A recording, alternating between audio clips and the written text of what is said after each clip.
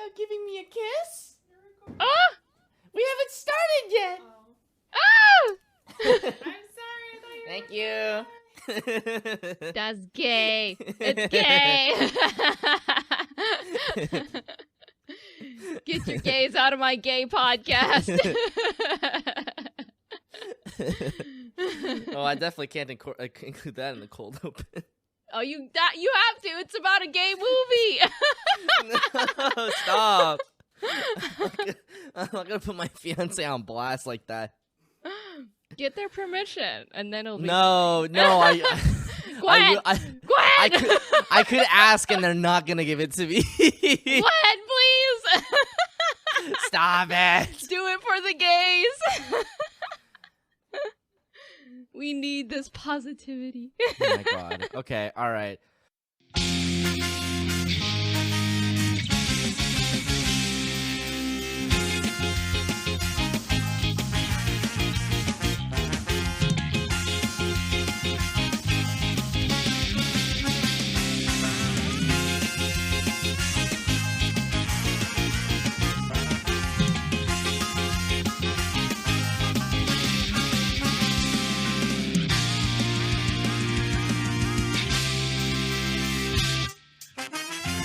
Hello, everyone, and welcome back to the Adcast, a podcast for the study of modern visual culture. I am your stranger by the shore, Renu. And I'm your queer novelist who doesn't get any sleep, Soup. That's so real. Yeah, I really did feel this movie. This week, AT stands for Affectionate Ties because we'll be talking about Stranger by the Shore, which also has a French name, which I will definitely mispronounce. Umibe no Étranger? I think that's something like that. It's like étranger, something like that. But also, this is funny because it is a mix of Japanese and French, but in the English, it's literally they just flatten it to the whole title is in English. Because like Umibe like is like shore, right? So Yeah. Étranger. étranger. That's what YouTube just told me. Yeah, the Japanese like the phoneticization in Japanese is like etolanze. Oh. So, yeah, I knew it was something like that. This is a pretty common word in like Japanese in general. Like, I know Really? that Japanese is a language that has kind of a fascination and a willingness to accept loan words, but I feel like this specific word, étranger, which means stranger. I feel like I see it like everywhere because it's like a cool thing. You can be like, yes, the mysterious étranger. I see. Yeah, it's 100% that kind of thing. All right. Well, before we get into talking about this film, what have we been up to? Well, that is a good question. It has not been like overly long since the last time we recorded. We are in that weird cadence where we're just gonna be like okay. So I made a joke about this on the podcast Twitter account, but it basically, instead of being a monthly podcast, we're like a podcast that releases like weekly every 3 months. Because like the anime season just kind of like squishes and truncates everything, and it's always on like a weird cadence. It's kind of annoying, but it's like at the same time, just like one of those things where like it is also really hard to just like, you know, fit that elsewhere, right? Like even if we turn the wrap up into like a bonus episode, it's just like now we have even more work. It's weird because you would think it would be like you know, one episode, like just adding another episode every like couple months, right? But it like quadruples the workload for some reason. I don't know why. Anyway, I mean, I like that we have a sampler and a finale or wrap up or whatever. But yeah, it does the timing of it, because you know we do the end of the season and then the beginning of the next like at the end of the month. It's just inevitable. I will say this. I like the way that our our schedule is set up now, where the sampler is mostly about the stuff we're not going to continue watching, and it's like a 0.5 episode, and then the wrap up is like a full episode, because like we talk for like 2.5 to 3 hours on each of those things. Like it would be kind of weird if we were like, okay, everybody, here's a bonus episode. It's longer than our usual podcast, right? But like I still like want to edit it and stuff. I think there's like a point at which we would have to make the decision about whether it was going to be a longer unedited, like unfiltered thing that we just like stream instead of like putting any real effort into.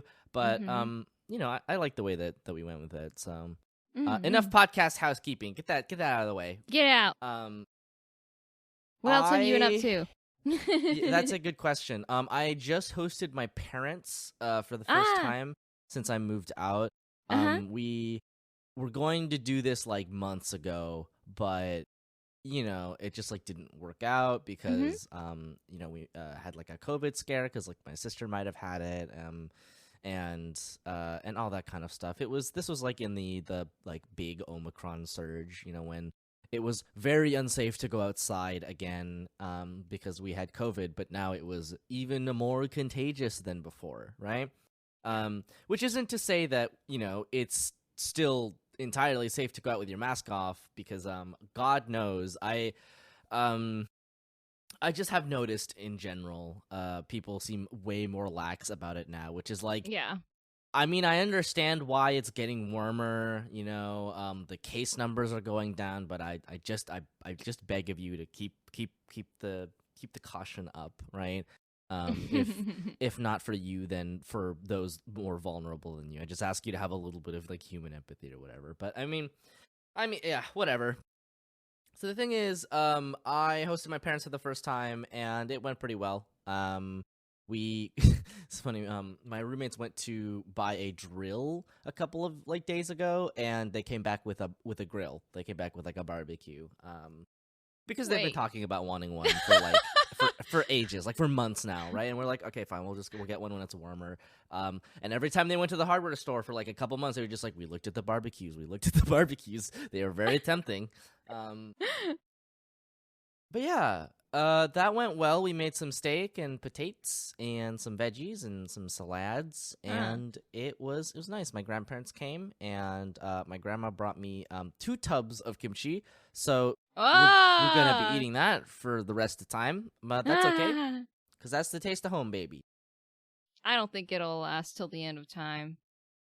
Kimchi. I mean, they're pretty big though. Like we'll have to put some work in to eat that, you know. But it's good. I mean, it is. Yeah, it's just a lot. Like it takes up a lot of fridge space, you know. That's fair. Yeah. But anyway, I think that is the majority of what I've been up to. I've been kind of easing away from I think my brain has finally lost interest in reading like lots and lots of manga. So now I'm like kind of back to my normal schedule of, you know, getting some work done here and there, playing some video games here and there. And that you know, that feels nice, right? It feels like I'm back to normal. Yeah. So that was productive. I certainly needed that recharge time. We all need that. Yeah. That's pretty much it, I think. I think that's all I've been up to, really. What have you been up to?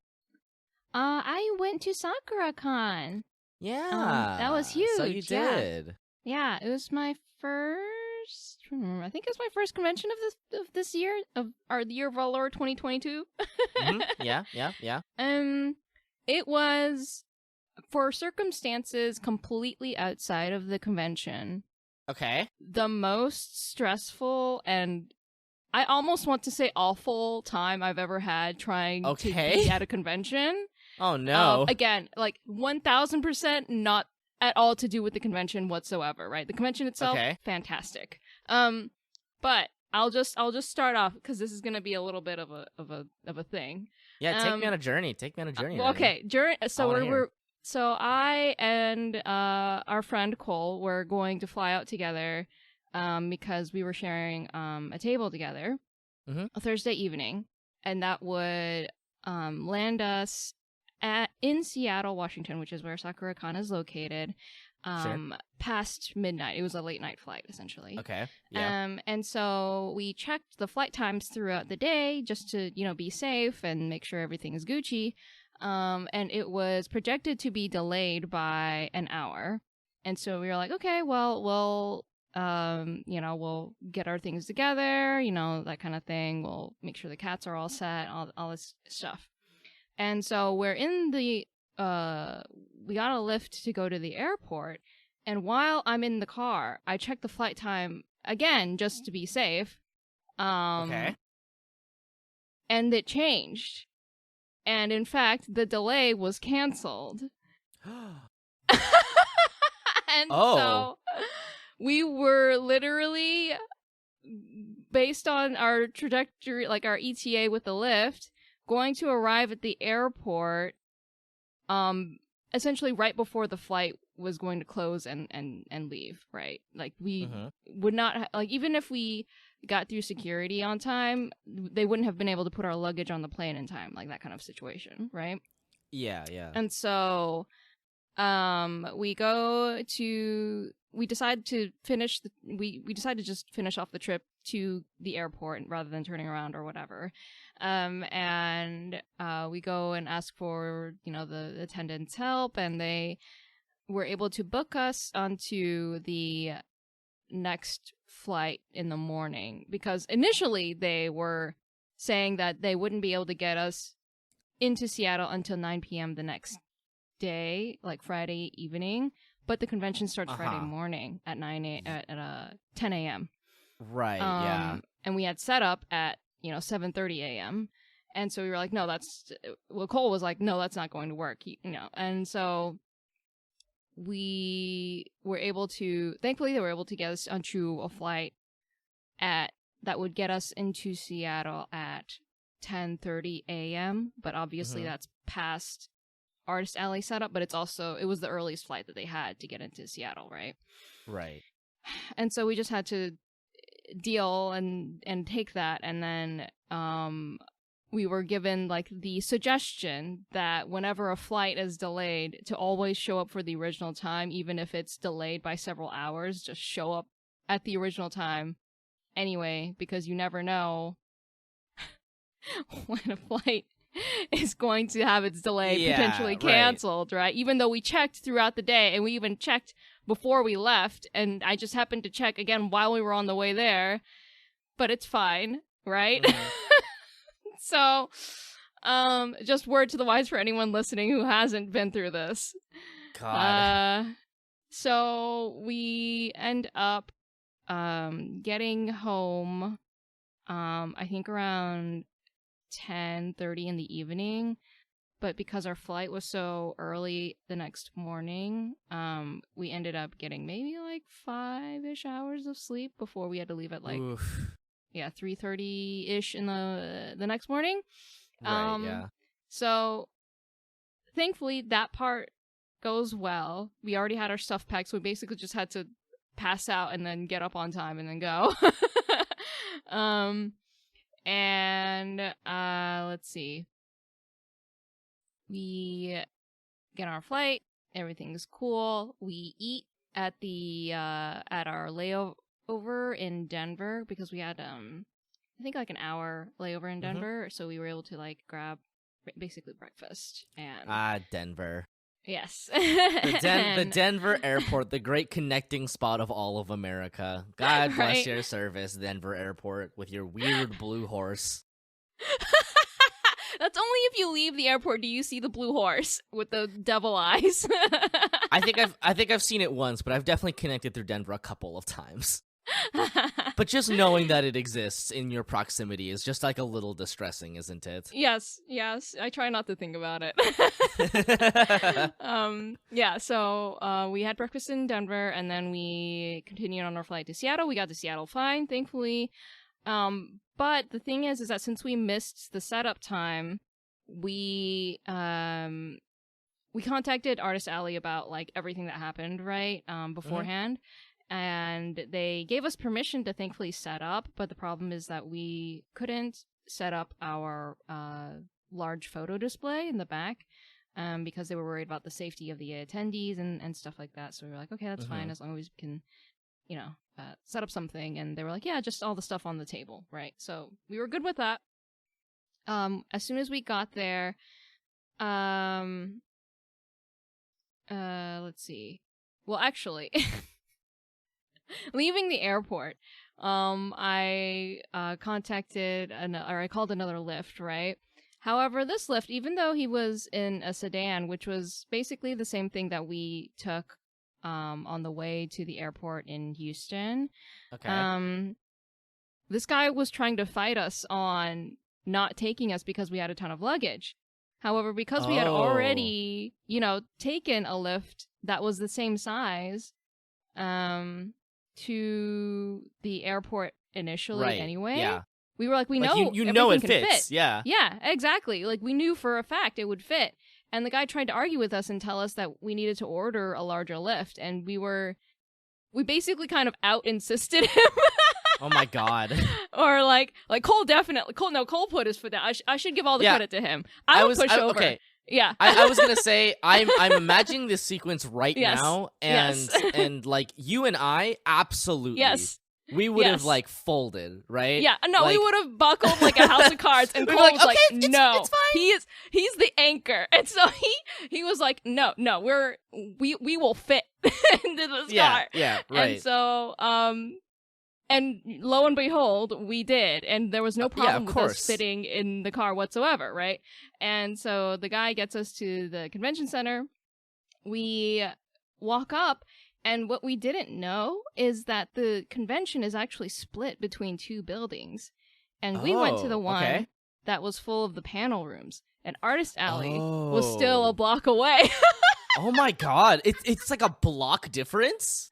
Yeah, well, it's technically, it doesn't look like it because it's a short block, but it is like across the street and diagonal from the convention hall, right? And so you can tell what two buildings it is because they're clearly labeled and you can see a bunch of weebs like flowing back and forth. Oh, yeah, absolutely.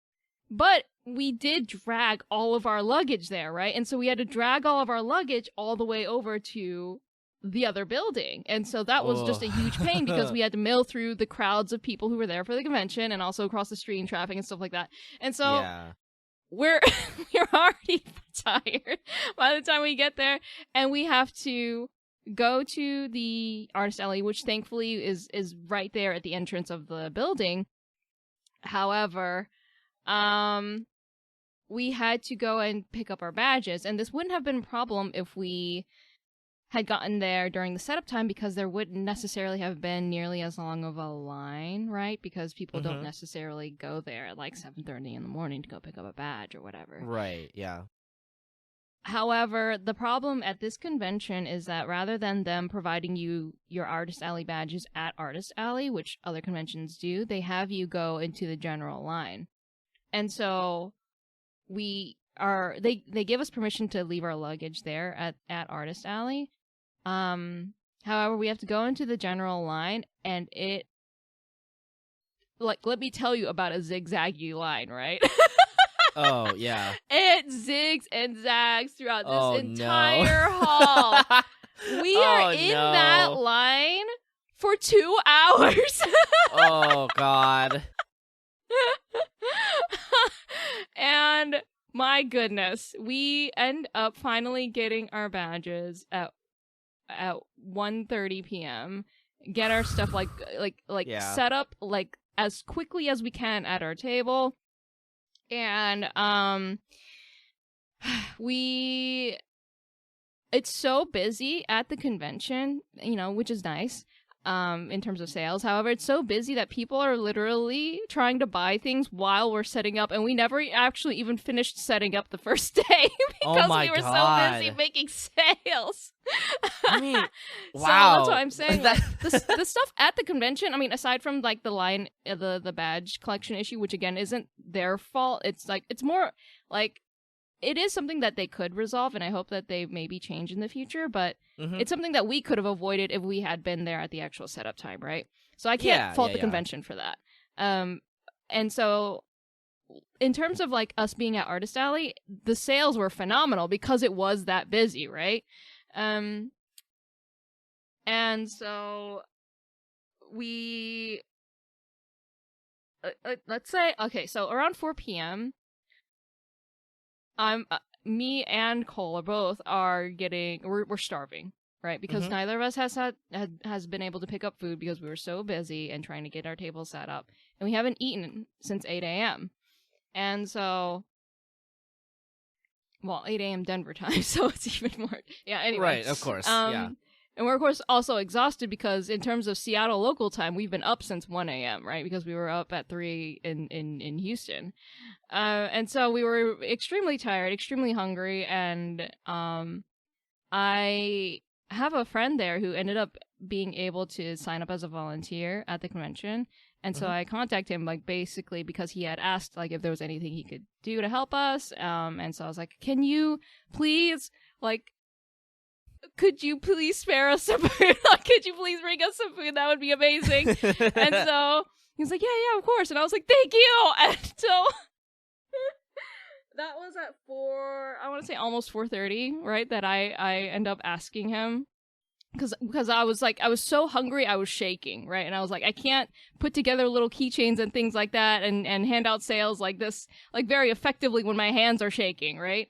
And so it's not until 6 p.m. when the Artist Alley closes that this man shows up with the food. Oh, man. Oh, man.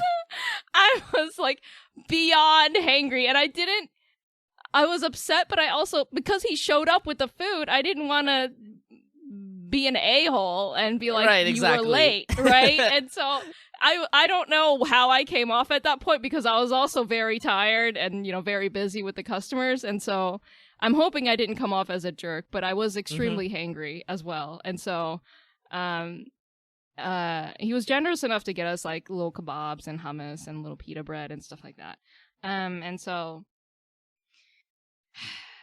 we had a little bit of a snack, and then after that we end up going to dinner. Once we finished setting up our table, it was like 7:30 p.m. by that point because we took some time to actually finish setting everything up after hours, and then go to dinner, and then we go to the hotel, and they cannot find our reservation.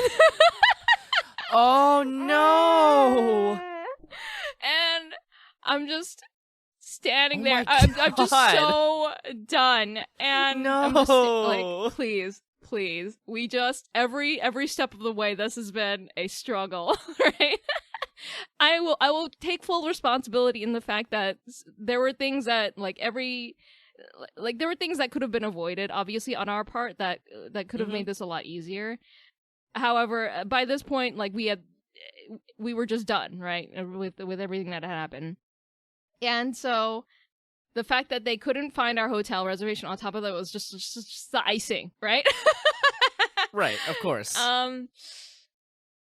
However, thankfully, they were able to get us a room because they the guy who was helping us asked his manager, and then she asked her manager, and then that person was able to find our reservation by looking into a different category of like reservations. Apparently the reservation had been canceled because we hadn't showed up Thursday evening, right? Because we missed our flight. Oh, yeah. And so they canceled it and labeled us as no-shows. But because we did technically book with them and they did technically have my payment, they were able to like get us a room, right? And so what the lady was saying, basically what they should have done was change the date on it rather than like completely canceled it, like, that kind of thing. Yeah. Anyway, so thank goodness we were able to get our room. I misordered things. So we went to our room to drop off our luggage and to then go to dinner, right? And so after that we go to dinner. I go with my friend who was volunteering at the convention. Cole goes with his friend who was tabling. So we go to separate dinners, right? And I completely forget that this is a thing, but I put my hotel key card in my wallet. However, my wallet is sandwiched with my phone. Okay. And so while I was at dinner, the key card got demagnetized due to proximity with my phone. Yeah, I was afraid of that. Yeah, right. And so when I go to the hotel and I try to get in my room, I can't get in. And I was like, oh no. And so I go to the lobby, I change out the key cards. That part was so super easy, whatever. Go back to my room. I text Cole that this had happened, and so there's a chance, that his key card won't work. And I hop into the shower. Apparently, while I was in the shower, Cole comes back, and his key card doesn't work, and he's trying to knock on the door, but I'm in the shower, so I can't hear him. And I think across the hall from first of all, he was totally content with just waiting until I came out of the shower, because I don't shower for that long. I'm not like someone who stays in there for like an hour or whatever. He was content to wait, but then there were these people who were rooming like diagonally across the hall from us, who like accost him essentially. Oh my god. like, hey dude, what's wrong? Like they're trying to get up in his business about stuff, and he's like, oh no, my roommate's she's in the shower, I'm just waiting for her, and everything's cool. And they're like, oh okay, well, like, do you want to come in while you're waiting? And he's like, no. No, of course not. What are you talking about? Yeah. Holy shit. But they're so insistent, and Cole is so intimidated. Like he like he starts like kind of like he's trying to buy time for me to get out of the shower, Oh right? And so he like is kind of like very slowly like inching towards their door, like like you. Oh my god! Like you, they're trying. I think this is like, listen, I appreciate, this somewhat is like a humanity affirming moment, and people being nice or whatever, but also like, one, there's still a pandemic on, and two, you can't expect someone to agree to go into a stranger's hotel room, right? Like, no matter how nice you seem, like, if you do that, that's how you get your organs harvested. I know, it's so bizarre. And this is the clincher, right? Is that when he had taken maybe like 3 little half steps toward their room, the guy who had offered him to come into the room and was so insistent about it was suddenly turned on a dime and flipped a switch and was just like, yo, what are you doing? Don't come into our room. That's weird. What? What? Wait, what? Oh my god. I know. And so Cole's like, okay. All right, man. And so he like, so he backs away from their room, and then they all, I think it was like 3 of them, they file back into their room, they close the door, and then Cole could hear through the door one of the guys asking the guy that was so insistent, like, yo, why did you invite him to our room and then tell him not to come in? And what are you doing? And then at that point, Cole was like banging on our door, like, Renu! Like, Renu, let me in! I don't want to die out here! And thankfully, by that point, I could hear him. And so then I come out, I stop my shower because I could hear him, and then I'm like in the towel, and then I go out because and I open the door. I'm like, yo, hey, what's wrong? And he's like, he's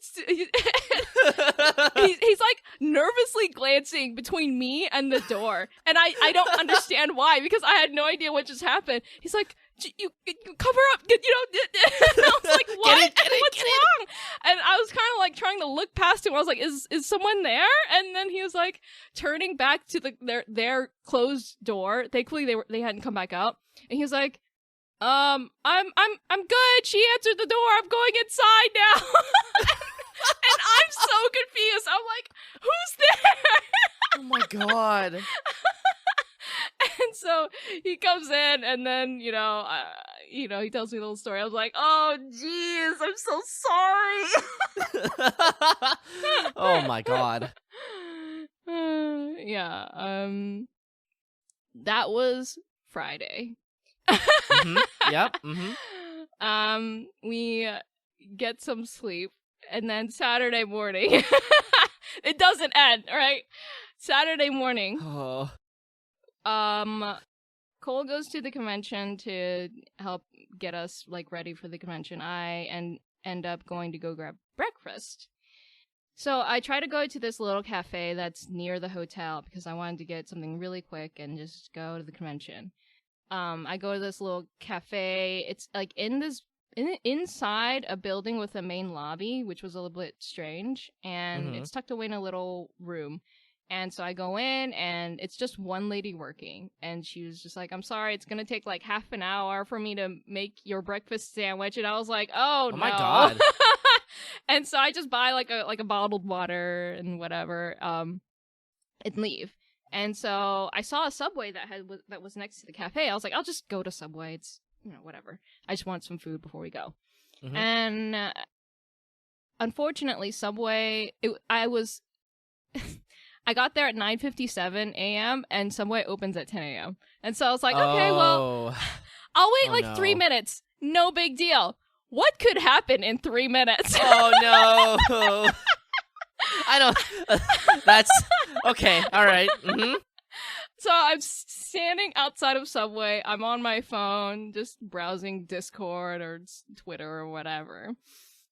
And I start hearing a voice across the street. Oh, boy. And it's this man who is very clearly homeless and perhaps mentally unwell. And he's just screaming into the sky, and I don't quite understand what he's saying, but the general gist is that he has been prejudiced and wronged in some kind of way, and he was screaming into the sky about it, right? And, people were just trying to go about their day and not address him or anything like that, and he was clearly fine with not being addressed, and so the problem is that he's across the street, and he starts walking into the middle of the road, and he's still screaming into the sky. And traffic just kind of it's slow enough that they can just kind of move around him, but he's just out in the middle of the road doing this. Right. And so eventually he makes his way to the side of the road that I'm on, and he starts walking towards me. And so I was like, oh no. And so since Subway isn't open yet, I decide to kind of backtrack towards the cafe. And the problem is that the cafe, like I said, was in this building that had a main lobby. And so in front of the main lobby door, there's this short little alleyway, right?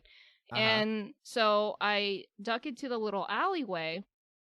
He follows me into the alleyway. Oh no. And so I look at him, and I see that he's cut from basically my right side to my left side, right? And unfortunately, the door is to my left.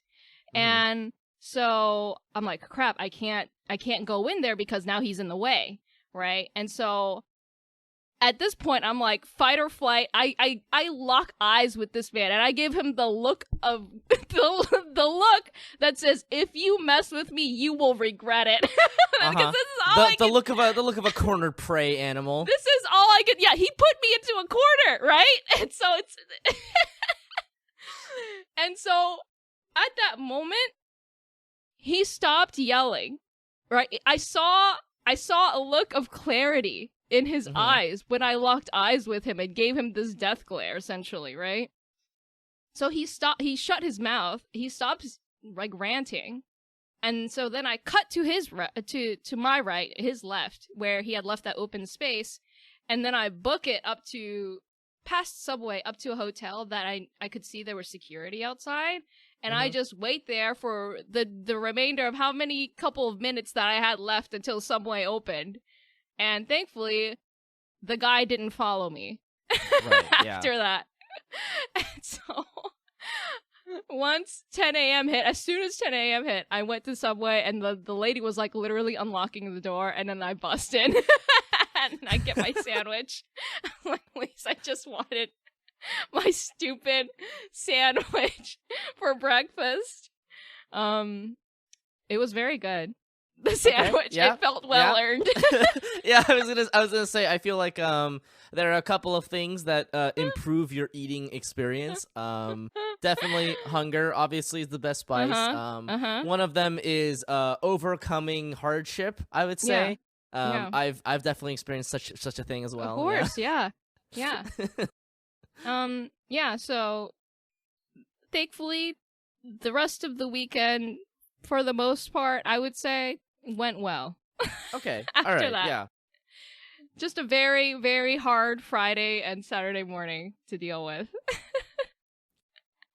Yeah, I would imagine. It is one of those things. I don't know how much you experience this in Yol Texas, Yol Tejas. Because I'm fairly certain that the cities are just laid out in a much broader way. Whereas cities like Seattle and San Francisco are much smaller, much narrower, right? It's a lot easier to get kind of like corralled in. I was shocked at how quickly it happened, you know? Yeah. And I mean, obviously it's kind of unfortunate. Seattle is a city with which San Francisco has much kinship. One aspect of which, of course, is the homeless population. But yeah, there is obviously, I hope that man gets the help he needs. Of course, yeah. I don't personally, like, I didn't want to like report him to the police or anything like that. And I didn't even tell security about him because he was clearly like there were a lot of problems that he. Yeah. You just like don't want to get cornered. I was shocked that he followed me and cornered me. Like I was content to just, stand there and wait for my sandwich and not, but the fact that he tried to approach me and I was like, okay, well, I don't like that. I'm going to move away. And then he followed me and cornered me. Yeah, I mean, it is, it cannot be overstated how fucking harrowing it is to live as a woman, in these streets, You just never know, Yeah, I definitely gave him the look like I might be a lady, but I will ruin your day if you try and corner me like this. Right, like this is very close to becoming like an Ace Attorney case. Well, that sounds absolutely terrifying. That sounds harrowing. Your entire journey sounds like it was very stressful. I think some of my worst experiences have also been dealing with flights, and specifically the timing of flights. Like, delays are just one of those things that I like. I feel like if they delay something, they shouldn't undelay it. Do you know what I mean? Like, yeah. It's like if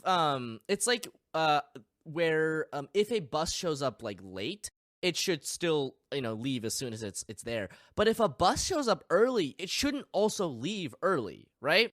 Do you know what I mean? Right. Like, I would have been okay with the delay if they had sent out a notification, like, at some point, like, ahead of time, being like, hey, we canceled the delay. But the fact that we didn't receive any kind of notification, and the only reason we even learned about it was because we checked while we were on the way to the airport that it was actually, they canceled the delay. We had no way of, basically knowing that the time had changed again.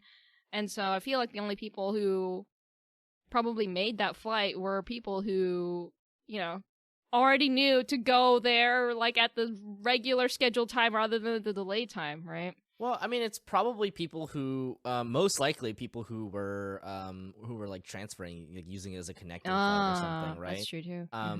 But I 100% agree with you there. That's terrifying and bad and shitty.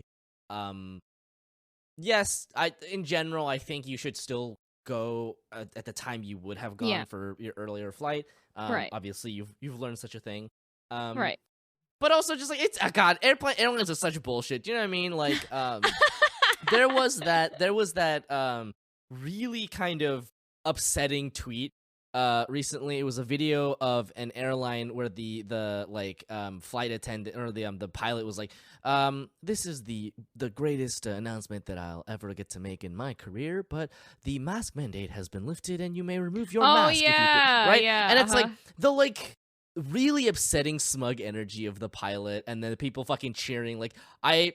It's like staring into the ghoulish center of society and just seeing like a bunch of people who just like don't give a shit. Right? And like the thing is that at the end of the day, like part of this problem does also have to do with, you know, the sort of structures, right? People always talk about like, oh, we need a culture shift. But whenever people say that, it just means we don't really want to do anything about the problem, right? It's like there are systemic solutions to this problem that we're just not going to address. We're just going to blame the people for being not as good as they should be, right? And like to a certain extent, it's true that like if everybody could unilaterally agree to be nice to each other, right? To be kind and considerate of each other, yes, that would be pretty great. But like also the structures and everything that's kind of set up around people is what makes them that way, right? Is what makes them not have the patience to be considerate or kind or understanding of other people. Like in many ways, people just kind of like, you know, they're just trying to get through life and they're watching out for themselves. And that's the way that they've always had it because nobody else, you know, no structures have ever had their back. There's never been a social safety net that's been like robust enough, right? But like, you know, there's a lot that airlines could do. And one of them is probably not letting people take their masks off in the middle of a flight. Like I was promised a masked flight and you are really betraying that promise to me, right? You know, at least wait till you're on the fucking ground, man. I mean, that aside, like airlines are doing so much wrong all the time, right? They fly so many empty flights with like nobody on them because nobody really wants to travel. They're understandably a little bit wary about it right now, right? But they're still flying the flights to keep on schedule, which like is just like absolutely inane to me because there's flights being delayed and stuff because they don't have enough fucking flight attendants because your entire work staff got sick with COVID. Ooh, could it be the masks that you asked people to take off? Like, anyway, yeah, flying is kind of a shit show. It is like pretty much a huge shame that it is the way that it is, and that it is our primary mode of transportation across long distances, in like domestically. Like it would be nice if we could just take trains everywhere and that was like super viable because like bullet train. Yeah, right. Like that's the thing, right? Is that like I feel like I have garnered somewhat of a reputation for being the train freak, right? I'm just like I want like mass rails in America, right? And obviously there are, you know, there's politics around rails, like whose neighborhood gets railed over, like what protected areas do you have to put rails down over, right? It's not necessarily like perfectly practical. But at the same time, like it is so much better for the environment and for people to have a lot of trains than to have a lot of planes and cars, which isn't to say we shouldn't have those things. In many ways, those things represent freedom for certain people. But you know what I mean. You know what I'm talking about. I'm talking about the way that we treat cars in our society and also just whatever the fuck is going on with airlines. Like I feel like every couple months you get a horrifying story from airlines, right? Yep, like right when the pandemic started, it was all the airlines were like, oh, so everyone got COVID because we don't clean shit. My God. Right? And then like, you know, a couple months later, you know, the airlines are just like, yeah, so a racist may have punched out a guy on an airplane. Oops. Right? It's like that kind of stuff where like airlines are like kind of the worst. Airline companies are like kind of the worst, right? They provide a valuable service, obviously, one that cannot easily be replaced, but like my God, are they kind of the worst. But I'm glad that you were able to work that out and get where you needed to go. I have definitely been in the situation of like having to like run for connecting flights because they decided to like move up or down the schedule. And it's like that's always such bullshit too, where it's just like, oh yeah, my connecting flight was late, so I'm like I can't get on the flight to my next destination, right? It's like they are sort of they operate under this like hairpin assumption of like everything is going to work perfectly all the time. Right. Yeah. Right. It is the exact same thing that our like food supply chain has been going through. You know, we've had the supply chain disruptions recently. And it's the exact same deal, right? We just don't build redundancies into our system, and it causes problems for a lot of people, but it doesn't matter because they make a lot of money by not investing in those things.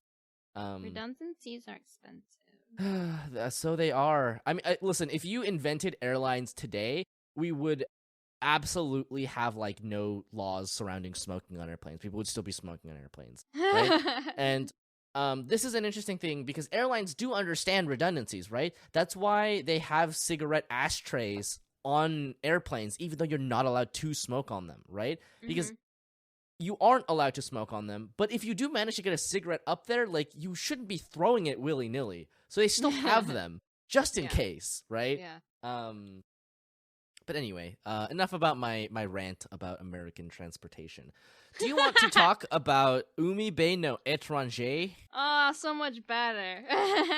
Okay, Umibe no Étranger, or Stranger by the Shore, is an anime film adaptation of Kannaki's BL manga L'étranger de la plage? I don't know. The French is beyond me, and I'm not even gonna pretend like I can't even like do that thing where I would like pretend like I'm like over pronouncing it. I just can't. I'm really bad at French. Now that I think about it, I probably should have looked up how this was pronounced, but like I was expecting to review a Japanese BL media piece and not like a French one, right? But anyway, it was animated by Studio Hibari and directed by Akio Ohashi. Plage. And yeah, this movie was shorter than I thought it would be. It was way shorter than I thought it'd be. Yeah, so like I walked into it and I was like, okay, I'm gonna be here for like 90 minutes or whatever, right? 90 minutes, 2 hours, however long an anime movie is nowadays. I think they usually are averaging probably around like an hour 20 minutes. But I walked in and I saw this and it was like, this movie is 58 minutes and that's including credits, right? So I was like, okay, this is sub 1 hour. Sure, why not? It is about a gay novelist living in Okinawa after he was estranged by his parents, you know, for being gay. As one does in Japanese society. Like this is actually really funny. I'll talk about this in a bit. But yeah, it's and also about a boy named Mio whose mom, he was a child of a single mother. I don't know what the backstory there is. Maybe you do. But she has recently passed away, and he's still in high school, and he's dealing with that grief. But the movie isn't really about that, because like that basically gets resolved in like 10 minutes, right? Like the opening of the movie happens, and then we get like a 4-year time skip or whatever. I think it's like a 3-year time skip. And then he comes back. So Mio basically transfers to an orphanage on the mainland, which, you know, obviously Okinawa is like an island off of the coast of Japan, right? It's a part of Japan technically. There's a lot of specific politics surrounding like the way that Japanese mainlanders relate to Okinawans. If you want kind of a pretty easy analog, it's kind of similar to the way that Americans treat Hawaii, right? In many ways, in like really specifically like similar ways. Because also on Okinawa is a huge American military base, or at least or a couple of military bases. It's like the American point of military contact in East Asia, really, like in general. Also South Korea, but you know, that's a whole other can of worms that we'll just sort of shove back into the worm box for the time being. But yeah, he goes off to the mainland. He comes back 3 years later to profess his love for old Shun, our game novelist, and the movie is primarily just kind of about their like relationship and how it kind of evolves. Because it is shorter, is more like a series of vignettes than it is one like cohesive like deep dive story. It's pretty if I wouldn't say it's bare bones, but it feels very like very concise. If I were to put it in any way.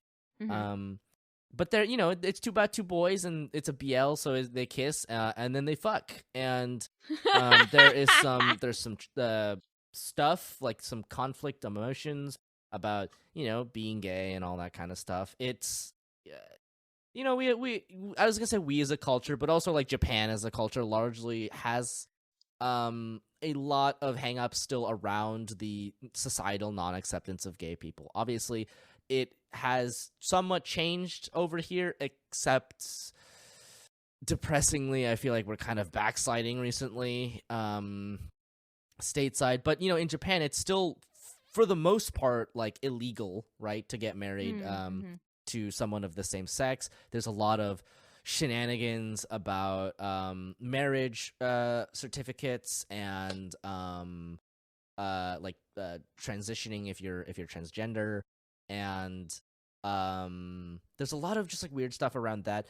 In like sort of maybe like uplifting news, right? There are a lot of provinces in Japan, like local governments, that are willing to recognize gay partnerships in similar ways that the United States before we had the laws, right, repealed around like not about gay people not being able to get married, had like partnerships and that kind of stuff. So it's a step forward, and that's definitely something to acknowledge. Obviously, at the same time being like, let's burn down society, baby.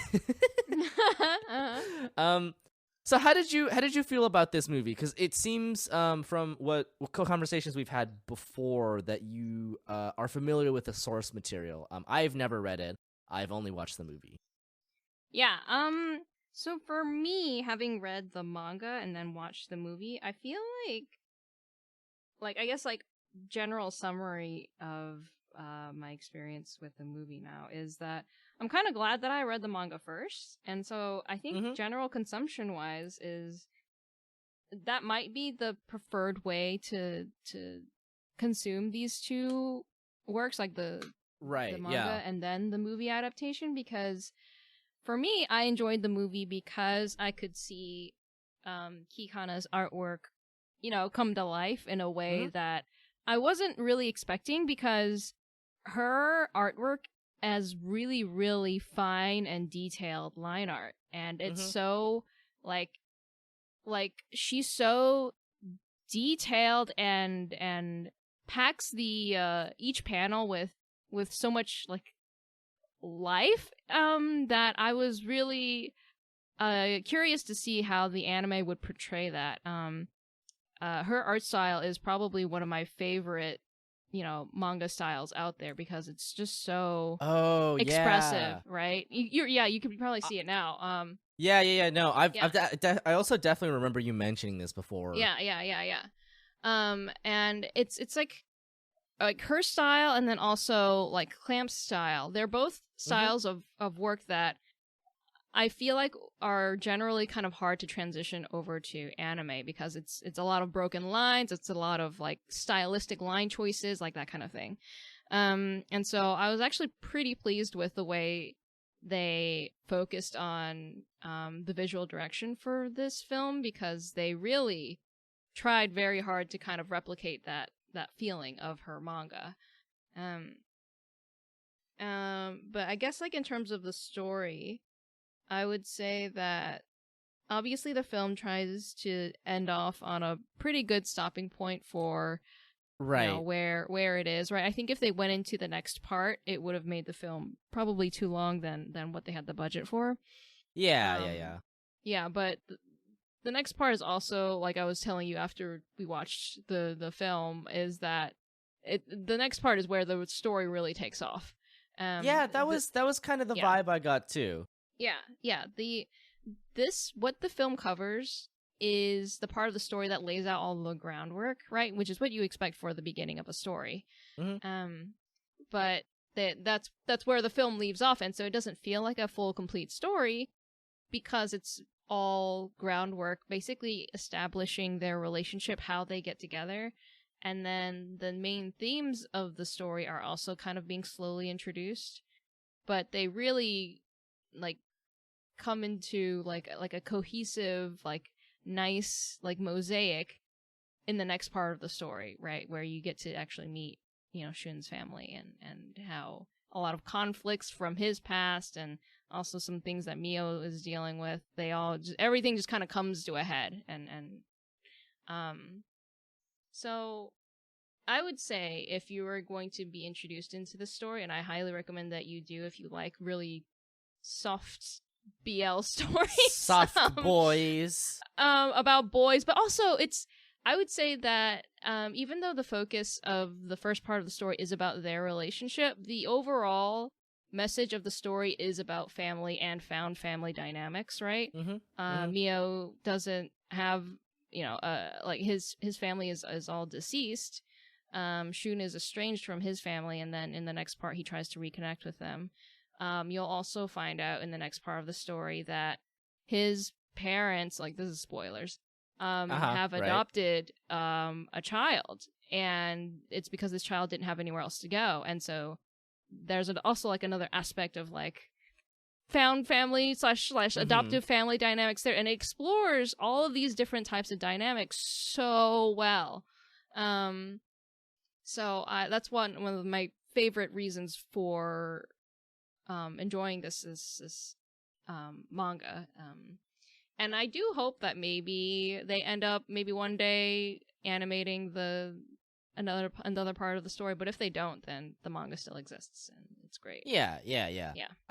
That's okay. So the general vibe that I got while watching it was that this was primarily for fans of the manga to be able to watch some of the scenes that they like animated. Right. Because it is gorgeous. Yeah. And yeah, I 100% agree. I was primarily very impressed with the visual aspects of the movie, right? It translates that art style in a way that actually like works. The animation is like super, super good. There's a lot of care and attention paid into kind of capturing, like you said, the soft kind of flowing lines and the very like deliberate feelings.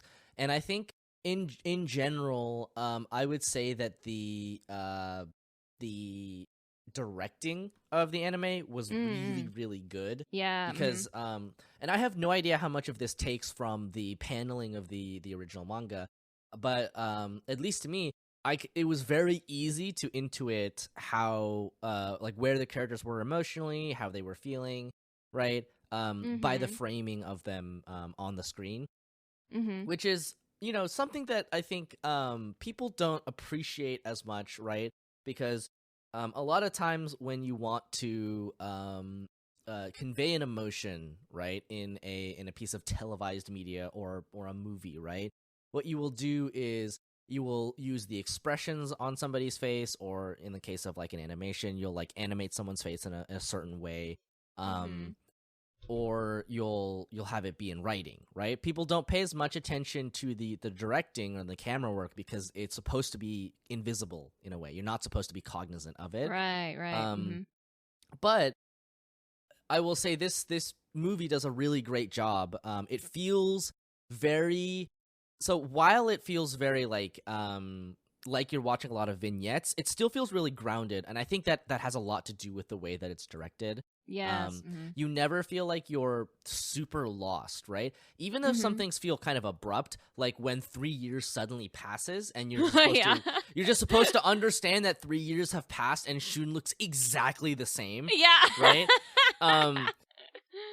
But then you get the actual like physical growth of Mio when he shows up, and that's supposed to signal it to you. And it honestly, in a way, it kind of makes sense because like in that time, Mio has like grown into his own person. It's all development we see we don't see. It's all off screen, which is like, kind of a bummer because it seemed pretty cool. I'm not gonna lie, but whatever. Yeah. I don't know if they go into it in the manga, but that it happens just like that in the manga. But okay, all right.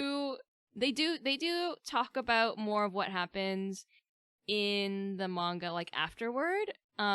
But the thing is that they do introduce one part of what he was up to in the movie, which was when he's on his I guess like his delivery job, and he meets the person who gives him their business card about their bar and stuff like that, when Mio was saying that I confessed to a guy and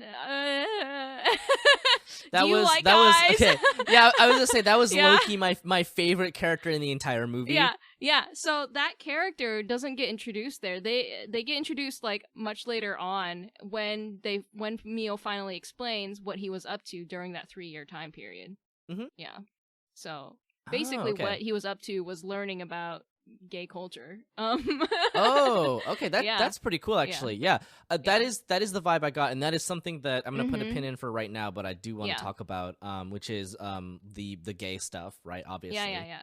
But yeah. I think that in general the directing was like really, really solid, and also there is a lot to be said about the choice of putting it and like presenting it to us and having it be chronological for the most part, but there's a couple of pieces that we don't necessarily get. Like you said, we don't I guess in the manga they don't explain what Mio was up to in those years until like a little bit later. But I like that they put that part in because it really connects that line between when he's like running away and he's like feeling, hurt and all these like emotions about Shun, and similarly, you get a another sequence where Shun is like running after him, right? Like right after, and he is imagining and like remembering the trauma of when he was like remembering his like high school friends being like, "Oh my God, what if he's gay? Haha, he's gonna come after you or whatever," right?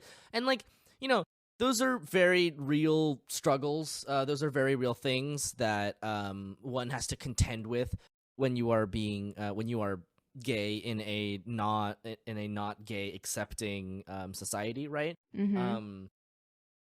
But I like the way that those are like really like very juxtaposed against each other, because it actually feels like it like makes everything make sense, in a way. And it's like, it's not like the hardest narrative trick in the book to be like, okay, here's a thing that's happening, here's a flashback where he's imagining this and he's moving in a similar way, but it's very effective and it definitely works, right? It's a solid directing choice, right?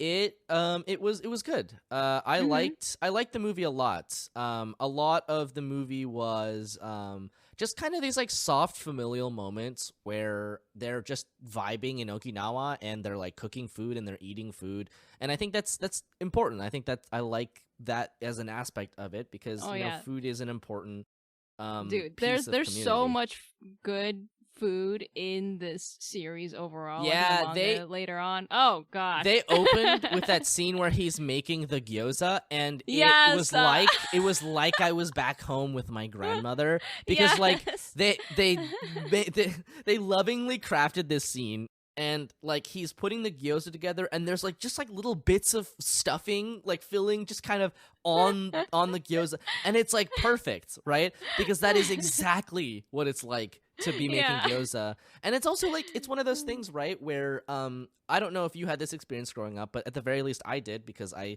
came from a family that liked to eat dumplings, right? When you make dumplings, it's like a family activity. You are sitting there and you're all like kind of putting the dumplings together. Your grandma's making these like perfect little folds, and you come here and you're just like, I want to make a calzone. Right? Yep. Yeah, so all of that stuff I really liked. I loved the Okinawa stuff in general. There are a couple of like really subtle details that you might not notice if you're not like really familiar with the Okinawa stuff. One of them was at the very beginning in the cafe. Somebody orders taco rice. If you don't know what taco rice is, it is actually exactly what it sounds like. It is American style taco meat, right? Which is like ground beef with cumin in it, basically, right? It's like the stuff that's in Taco Bell tacos, right? And it's that and like lettuce and sour cream and like diced tomatoes on top of rice, right? And the reason and the reason this exists is pretty much exactly, I'm guessing, what you're assuming, which is that when American soldiers were stationed in Japan after the war, they really wanted tacos, right? They really wanted like Mexican food, and they probably more specifically, it was like the 1950s, right? They really wanted like that shitty Orville like hard corn taco with the like weird beef in it, and there was no way they were gonna get, you know, the corn taco shell. But the starch that they had, right, was rice, so they just put it over rice, and it caught on. It became a thing, like, you know, for the same reason that that fucking Taco Bell still exists, right? People want shitty food sometimes, you know? That is not at all how I thought that it Okay. came about. All right. I suppose that's fair. I thought in my mind when you were bringing it up, and I was like, oh, is this just like a modern trend thing that happened because of, you know, like Japan opening its borders? No. On, yeah, like, Western food traditions, and they mix it with their own. This is like one of those American imperialism things, right? Like this is why spam musubi exists, right? But yeah, if you're at all familiar with like island culture, I guess, of being an island nation that is attached to a bigger nation that you know, pretty much forcibly, you know, imperialized you or whatever, right? You know exactly what I'm talking about, right? Like, and this is slightly different, but like, you know, the Philippines is like really similar. But yeah, that's why taco rice exists. So there you go. There's your fun fact for the day. All right.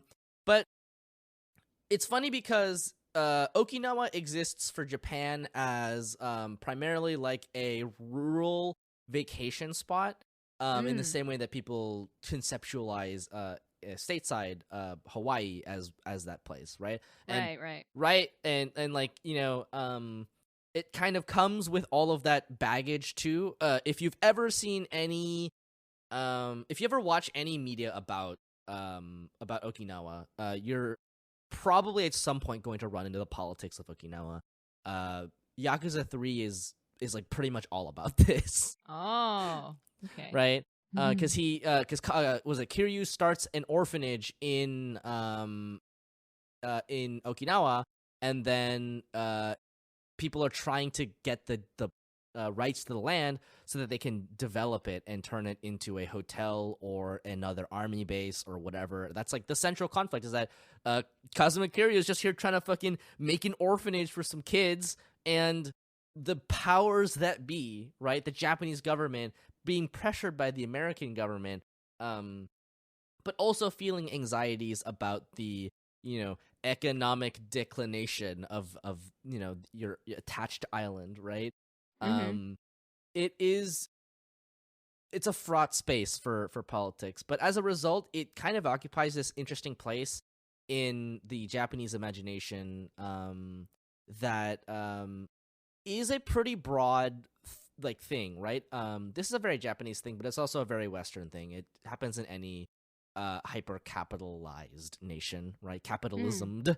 But people want to like, life happens so fast nowadays. Like, modern living is so fast and so overwhelming for people that they long for the rural. And I say that modern life is, but to be honest, like, it's kind of, human history has always kind of been like this. They've always longed for the rural. Like, they're fucking like Chinese like court scholars who are like, but to be a farmer plowing the fields, I wish I could retire and do such a thing, right? Yeah, and they all make that kind all of of stuff. these like paintings and poetry about Right, farmland. exactly. the romanticization of the rural is something that I've always been rather fascinated by. It was a subject that I thought about a lot when I was thinking about like slice of life stuff. And it is something that we are probably going to talk about again when we do next month's episode.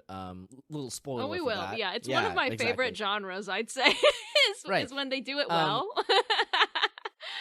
But Okinawa is like one of those places that people run away to, right? Like we got that with Aquatope on the White Sands, right? Yeah. Uh-huh. She like kind of runs away to Okinawa and she kind of finds a family there, right? It's this longing for a sense of community, right? Because Okinawa is more rural. It feels more like a connected community. People know each other. People are friendly and happy, and it almost as if the concerns of modern life are not their concerns. And obviously that is not necessarily the case, right? That's a romanticization. People are worried about, I don't know, feeding their kids, right? Yeah. I mean, when you live in a system that is geared towards, economic growth and inflation, certain ways of life are going to get destroyed. And the way of life of, a lot of these like island nations is what is on the line here, right? A lot of the times, because they're like, well, like the economy isn't good, but we live in a capitalist society still, so we got to make money somehow. But like, we're not sure if the way that we want to do that is by building like mega resorts for tourists, right? Tourism is one of those like really fraught things in general, one of those fraught concepts of like, essentially just like, getting strangers to come in and like I don't know, almost like look at you like you're a zoo animal, right? Like this is what Lilo and Stitch is about, right? Yeah. Like Lilo and Stitch is about that kind of like that anti-tourist stance of like wanting Hawaii for Hawaiians, right? And apparently the original conception of the movie was that it was going to be more about that stuff, but then they had to take some of that stuff out to be more friendly, and you get the idea, right? It's a whole point. But yeah, so to kind of wrap that back around to Umibe no Étranger, it's like that's kind of why Okinawa is here, right? For Shun, it's a place for him to run away to and find some semblance of belonging. And he does, right? He is lodging here with this caretaker who is like a restaurant owner. She has like the biggest like Oba-san energy, right? And he lives there, and he is he's like at least at the very beginning of the movie, very beginning of the story, he's living with like somebody. I don't know if they're just like, I don't know if they're related at all. I don't actually know what the relation is, other than that they know each other and that one of them was living there, right? But they're lesbians and they're cute. Yes, I think they're friends. Okay, yeah. Yeah. Yeah, like I didn't know if they were like siblings or anything, but I guess when you were talking about the other stuff like that, yeah, that makes sense. Yeah, I don't remember exactly, but I think it's just a friendly relation. Okay, all right, yeah. But that's nice too, right? Like just very casually, there's a lesbian relationship in this story, and there's just nothing bad going on there. It's just like a nice, wholesome relationship. They're just happy, right? And they're just going about their lives, and it's like, it is nice because it exists in the same the story that a story about like gay angst is, right? Like this is one of those things where it would be nice, because I'm not saying that stories about like gay angst and struggling with being gay in a non-accepting society or a non-accepting family, I'm not saying that that's not valuable. It is, right? But it's also been played to death. I don't want that to be the only representative thing that takes up like 90% of the space in like of like gay media, right? It's like sometimes it's okay to be happy, guys, right? It's fiction. We can kind of do whatever we want with it. You can have happy gay people, right? And like, I'm not saying that gay people shouldn't go through struggles or like be invincible, right? Like it's not that they shouldn't die necessarily in a series in which death is like common. But I'm just saying that like as long as you're cognizant of like tropes and stuff. Yeah, absolutely. And also just like, you just don't want to necessarily see the same thing over and over again. and gay angst is like just kind of one of those things, right? It's like this story has been done to death for the last like century, right? And there is value to be had in it, especially for people who find themselves in very similar situations. But I think it's also important to have stories about gay euphoria where being gay is great and it rules, because newsflash, it is great and it does rule. Yeah, I think it's interesting because I've also read I guess like gay media where it is like located like in Japan or in America, and if they don't in some vague way address like the conservative norm that's like relatively like either anti-gay or whatever, it does feel like there's something missing, right? It's like, why is everything so idealized in this work of art that like they're not addressing this very obvious conflict that should be in the society that they're living in. Yeah. But I think on the other hand, it's like it could be that they either address it by saying, oh, they live in this bubble within these countries where that's not a problem, or they don't live in that type of country. They live somewhere else where that's not a problem. Right. Either way, I think I feel like when it is something that takes place in Japan or whatever, then it should in some way like nod to it. Yeah. I mean, I totally get what you mean. It is at the very least, if you're trying to be like a kind of a serious drama about that, it is an aspect that is relevant and will come up, especially in Japan where it's like so stigmatized, right? Right. And like if it wasn't as stigmatized in Japan where a lot of these works are created, then it wouldn't be as big a deal. I wouldn't be like, oh, you have to gay angst. And that's not not at all what I'm saying. And it's just like when something that's so stigmatized is not addressed in any sort of manner whatsoever, then it feels a little bit strange, right? Yeah, I totally get what you mean. Yeah. I would also say just like I think it is important to have that struggle, but I think a lot of times the trap that people fall into with that is that it becomes their only struggle, right? I see what you mean. Yeah. Mm-hmm. And that's the kind of thing that when it becomes too commonplace, starts to take the place of characterization and actual like interesting stories, right? Like I think it's fine if it's like there's an aspect of like you are going to encounter intolerant people in this society, or the system itself stigmatizes you, which is the case in Japan, obviously, right? Yeah. But at the same time, like, I would hope that the media about like gay characters at the very least is just at least a little bit more than that, right? No, definitely. Absolutely. And I would say this, right, especially if it's being made by people that are not a part of those marginalized communities or identities, right? Because it is one thing to be like, here is like a piece of media that I'm making that is representative of my experiences, right? Like this has a lot of my traumas and my troubles growing up, right? And have those kinds of things, right? That's very different from somebody who, is well-intentioned, right? But is like, in Japan, very commonly a woman, right?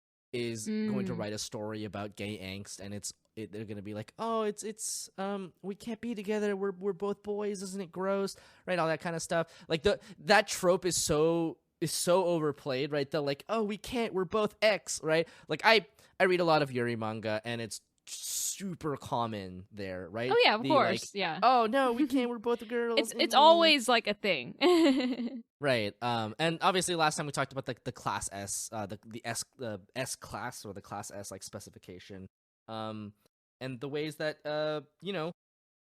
how people relate to each other by their sort of perceived gender expression, how they're treated, and how intimacy is different for those groups.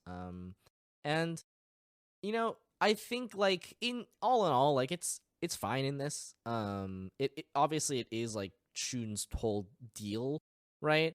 That his parents basically disowned him because he was gay and because he called off his engagement to his childhood friend. But at the same time, you know, it's also still about family and all that kind of stuff, which is, I appreciate that. Like, I appreciate that it is about family and about found family, about like what it means to like be rejected by your family, the kind of trauma that causes.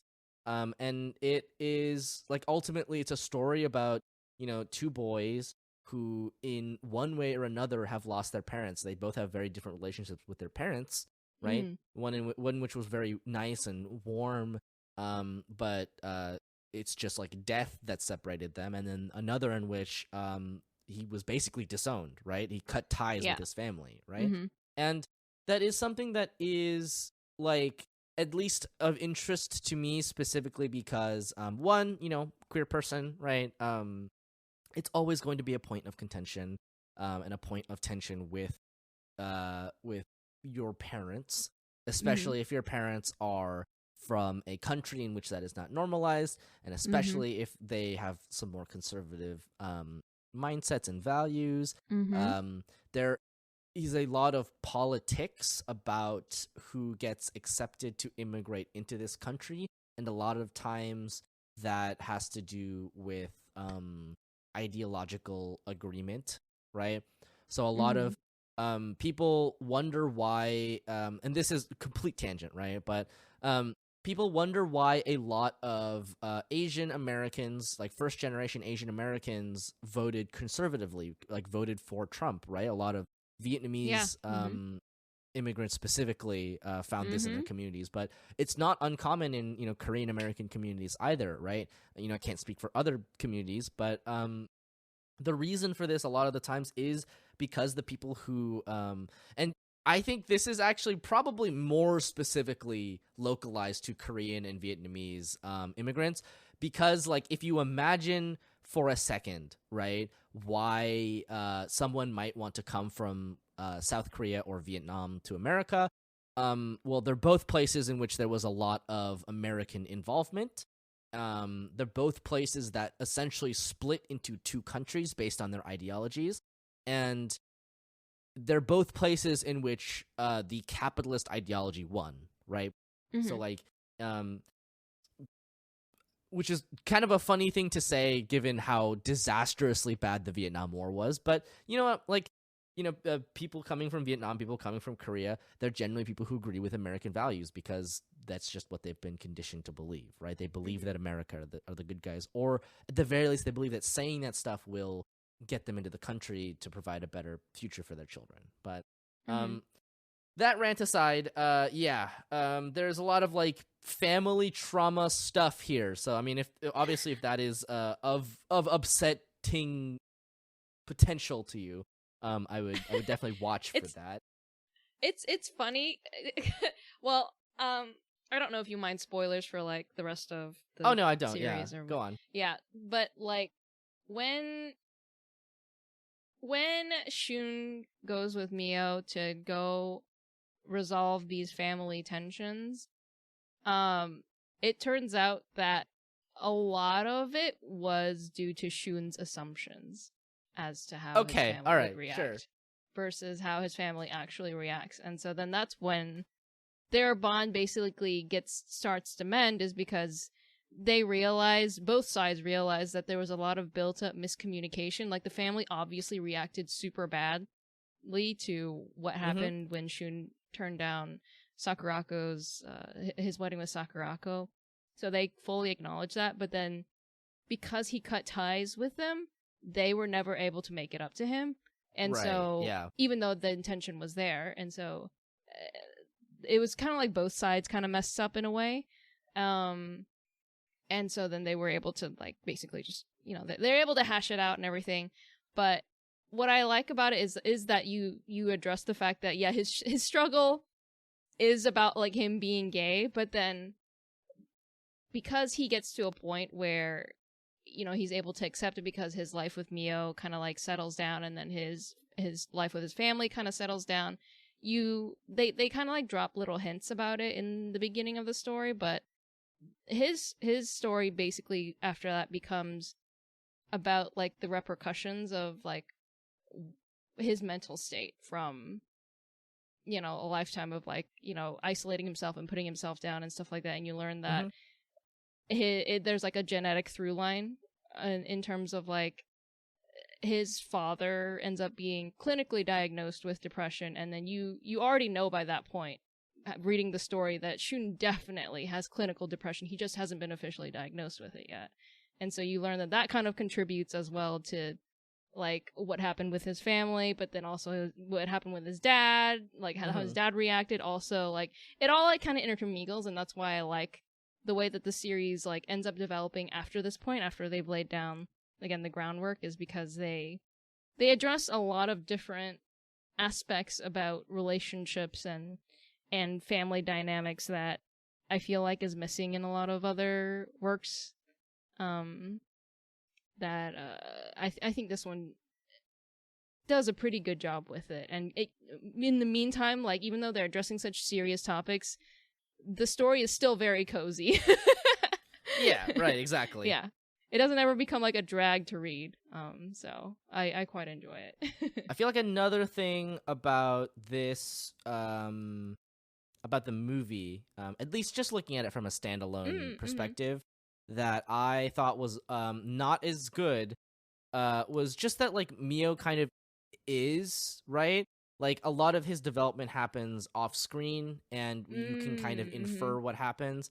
But a lot of the movie is basically just about Shun's angst, right? Yeah, and like, yeah, definitely. It's certainly one way to go about it, but like, you know, it's supposed to be ostensibly like a love story between two people. So it would be nice if we just got like a little bit more of the other person, you know? Yes. Yeah. I like I that think they nodded. that's the harm of it only covering the beginning of the story too. Yeah. Is because they have to choose a character, you know? Yeah. Let's see. The other stuff that I liked was I liked that they when they have sex, they actually address stuff like cleaning and lube and what happens if you are both bottoms, which is to say you just ask politely. Bro, it's so because funny. this is just like the tip of the iceberg for their sex like communication. Like another thing that I really like about this series is that they're so frank about showing a relationship in which there is like very little asexual experience, but trying to establish sexual communication, and neither of them is proficient in being able to voice these kinds of things because neither of them has had very much experience. And so throughout the series, you kind of get to see them try and navigate this, and it's very stressful for both of them because they both obviously want the same thing, but there's just a bunch of like emotional hurdles along the way that they're trying to use their words to communicate, but they don't have the words to because it's about sex. Right. So I do I do like that they address it here in the film. I don't think I in general like had a problem with the way that they showed it in the film, but their struggle kind of continues later on as well. Yeah, I mean, I would imagine it's like it is one of the more realistic sex scenes I've ever seen, and I do appreciate that, right? Yeah, yeah. It's not like everything magically works out because everything magically works out. The hole just magically lubricates itself. It's magically clean. Stop. Like Stop. very important. Very important. If you are doing business in that area, please wear a condom. It does not matter how cleaned out it is. Please wear a condom. I don't know if they do, but you know, it is a piece of fiction, so we can have a little bit of like sexiness to it, right? But please just do it to be safe. Yeah. In this one they do, thankfully. Okay. Yeah. All right, at one point he was like, you can wear 2 condoms if you feel like you're gonna, that's right. Right. Yeah. I totally forgot, but you're right. He does say that. He says you can double bag it. Okay, yeah, all right. Then in that case, yeah, double kudos. Congratulations on the most realistic sex scene I've ever seen in most media. I'm going to say probably like 99% of it. Yeah, a lot of it is just magic. The way sex is portrayed in other media. Oh yeah, it's amazing, right? I listen, you read a little bit like too many of the like of the BLs, and you get this very this very twisted sense of how sex works. It's just like, oh wow, it's magically lubricated. It's just like the other one.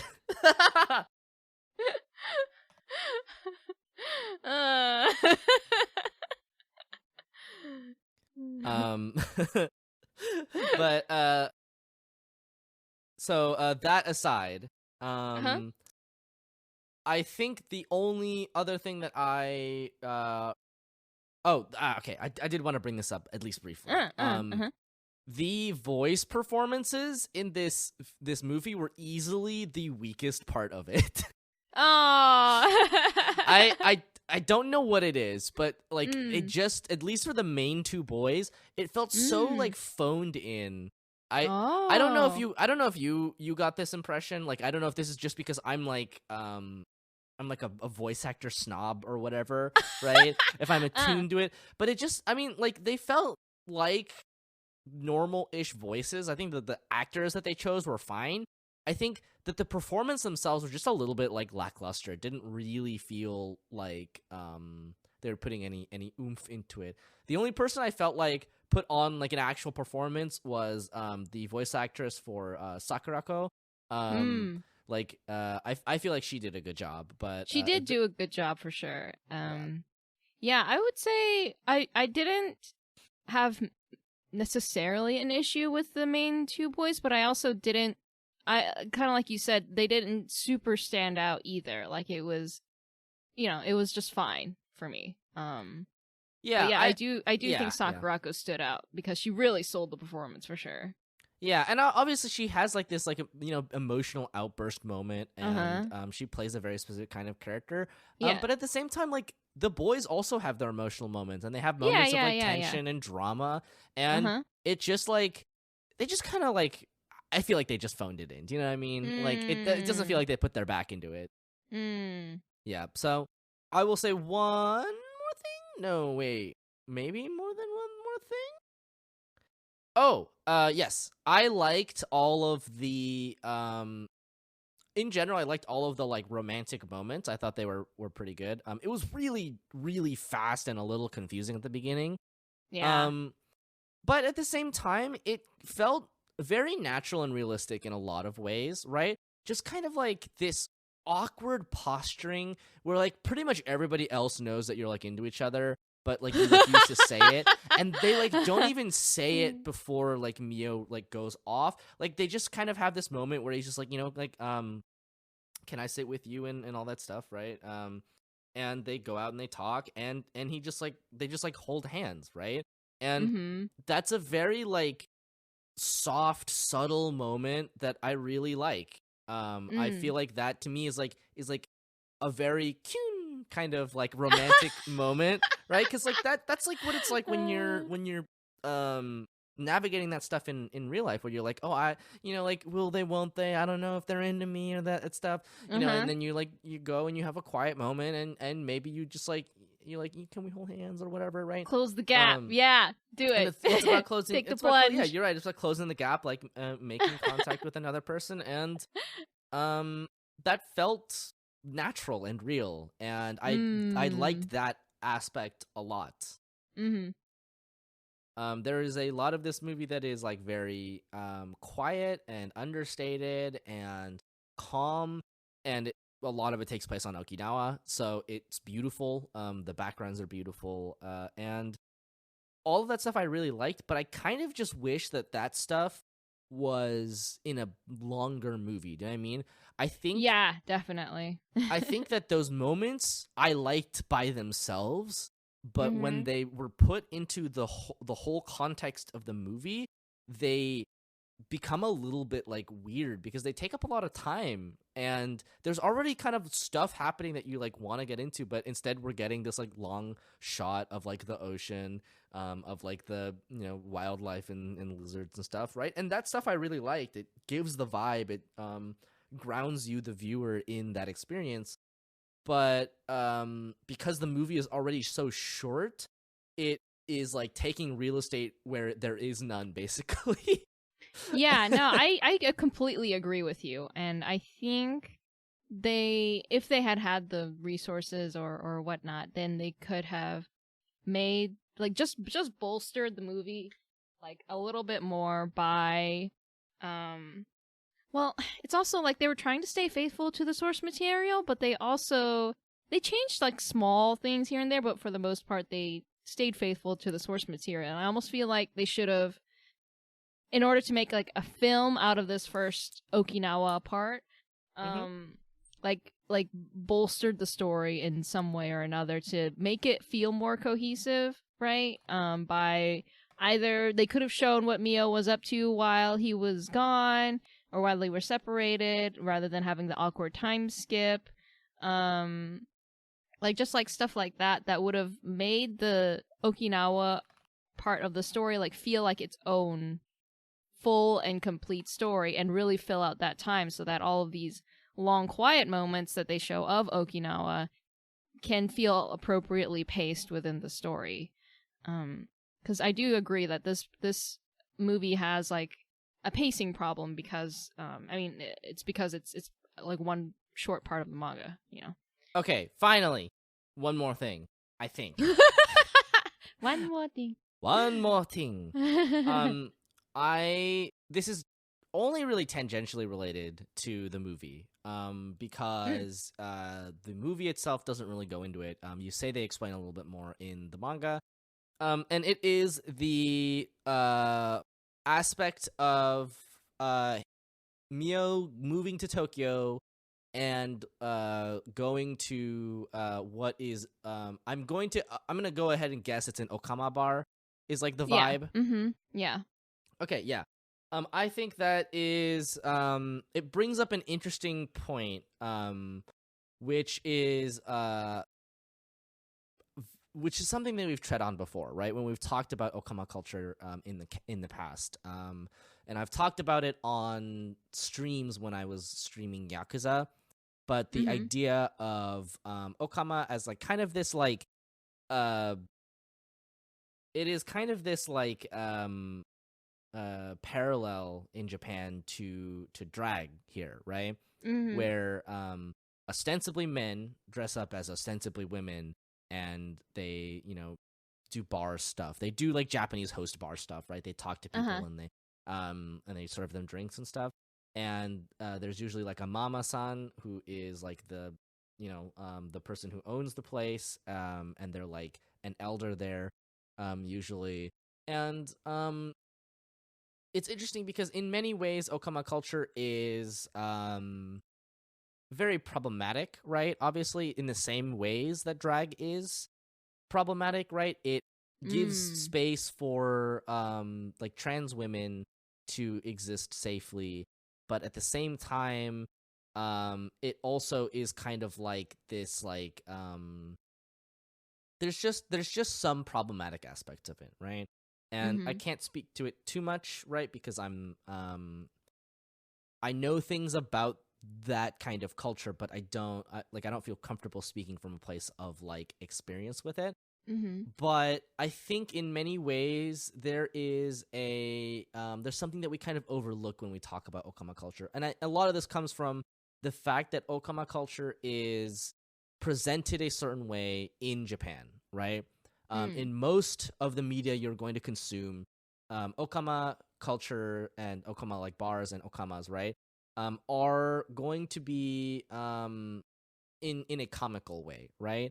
Like they're there because the idea of a man dressing as a woman and acting like a woman is absurd, right? So oftentimes they will have very strong masculine features, and they'll have like stubble, like leg hair, that kind of stuff. Right, and you're supposed to laugh at the gap between like how this person sees themselves and how you perceive them, right? And at the end of the day, that is like kind of a very cruel joke, right? It's not it's not an overly pleasant thing to be laughing at people who were born into bodies that don't fit with the way that they conceive of themselves, and society treats them a certain way, right? But at the same time, I think it is important to acknowledge, in the same way that drag has a history in America, that okama culture and okama bars in Japan have long been the like haven of queer culture in Japan, right? And there is obviously something to be said about moving queerness away from adult-oriented spaces, right? Because there's like the discussions around like God, there's discussions like nowadays in the American media and the British media about like like trans people are groomers, right? And that's just like exhausting in and of itself. It's not. I'm not gonna say that there's any truth to that, because there really isn't. But it is both really hard to separate queerness from like stuff like kink, like sexual deviancy, or what was considered sexual deviancy, and stuff that at all aspects of society that the dominant culture may find not desirable, right? As a place of like solidarity, right? So it's an interesting, complicated space, and I like that that Mio goes there and he learns about being gay, and right.